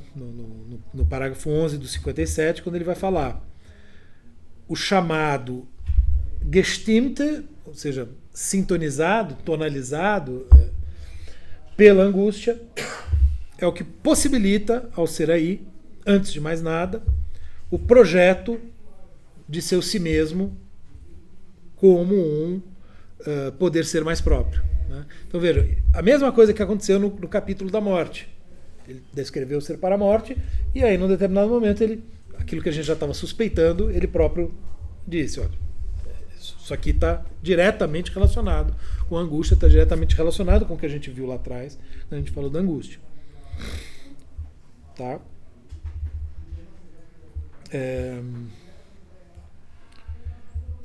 Deixa eu ver. E aí tem uma passagem aqui, eu vou, enfim, estou realmente procurando acelerar agora, né? Em que ele fala, né, que do equívoco, do erro, do problema que há em não dar valor, não reconhecer como um factum, digamos assim, né? Quer dizer, não reconhecer a vigência, a validade, digamos assim, desse fenômeno. É quase como se fosse desconsiderar, digamos assim, algo como um poder ontológico, digamos assim, né, que está em nós mesmos. É como se a gente desconsiderasse um poder que habita em nós, né, e que o chamado da consciência mostra, traz à tona, digamos assim, né. Não reconhecer isso é um grande problema. É uma interpretação extremamente empobrecedora, talvez, né, do ser humano, algo nesse sentido, tá? Bom, acho que talvez a gente possa, então, né? Porque vejam, né? Aí no final do 57, né? Ele vai passar para a questão seguinte, né? No mesmo movimento do texto. Então, aqui, como a gente viu, né, segundo eu coloquei há pouco, quem chama, o cuidado chama. E agora, o que diz o chamado? Né? Basicamente, como a gente vai ver agora, depois do intervalo, ele diz culpado. Né? É isso que o chamado diz, que é o que vai aparecer agora. Culpa. A culpa é o conteúdo, por assim dizer, do chamado. Vamos entender por quê com o Guilherme. Veremos. Vamos fazer um intervalo então de uns 15 minutos?